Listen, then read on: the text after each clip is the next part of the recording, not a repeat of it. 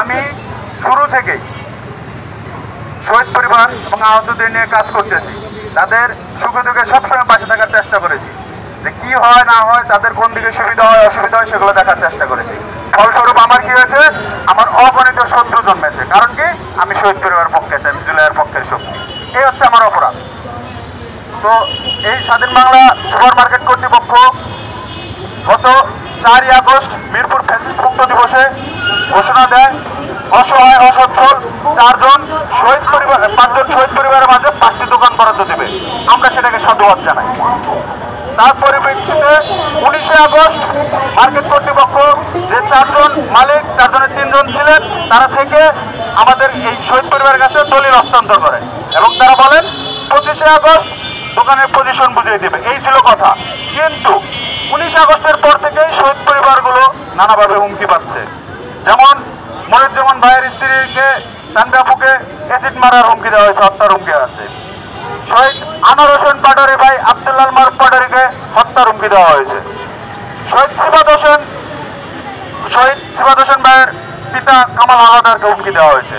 শহীদ ফজলু ভাইয়ের স্ত্রীকে হুমকি দেওয়া হয়েছে। শহীদ হাবিজুর রহমান ভাইয়ের স্ত্রীকে হুমকি দেওয়া হয়েছে। সে এখন গ্রামে আছে, সে ভয়ে আছে এবং অসুস্থ হয়ে পড়েছে। যারা আছে তারা বারবার বলতেছে যে বাবা আমরা কি করবো, আমাদের এরকম হুমকি দিচ্ছে। একদিন তারা হুমকি পেত নানা মাধ্যমে, নানাভাবে, কিন্তু এখন পাচ্ছে তারা প্রকাশ্যে। আমি বলবো এটা সম্পূর্ণ প্রশাসনের ব্যর্থতা।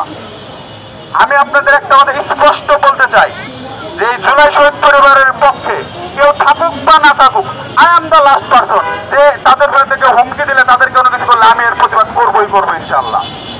আমি তাদের পাশে আছি, তাদের পাশে থাকবো, তাদের জন্য যা যা করা দরকার আমি সেগুলো করবো ইনশাল্লাহ।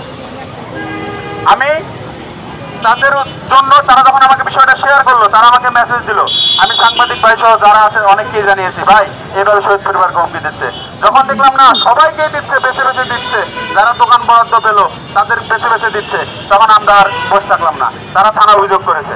অভিযোগের ফলাফলকে আমি এখনো জানি না আদতে, ওনারা ভালো বলতে পারবে। কিন্তু আমাদের মনে হলো যে মার্কেট থেকে শুরু, সে মার্কেটের সামনে আমাদের বিক্ষোভ মিছিল করতে হবে। আর যে সন্ত্রাসী বাহিনীর নাম আসছে তার যে আস্থানা সেটা আমরা করিয়ে দেবো ইনশাল্লাহ। কারণ আমরা এইসব কোনোভাবে বরদাস্ত করবো না।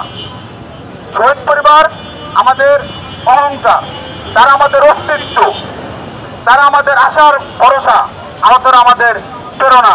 কারণ এই শহীদ পরিবারদের কারণে তাদের যে সন্তানেরা, তাদের পরিবার সদস্যরা প্রাণ দিয়েছেন এই স্বৈরাচার হাসিনার গুলিতে, তাদের পেটো বাহিনীর গুলিতে মারধরে নির্যাতন শিকার হয়ে, তার মাধ্যমে কিন্তু হাসিনা পালিয়েছে।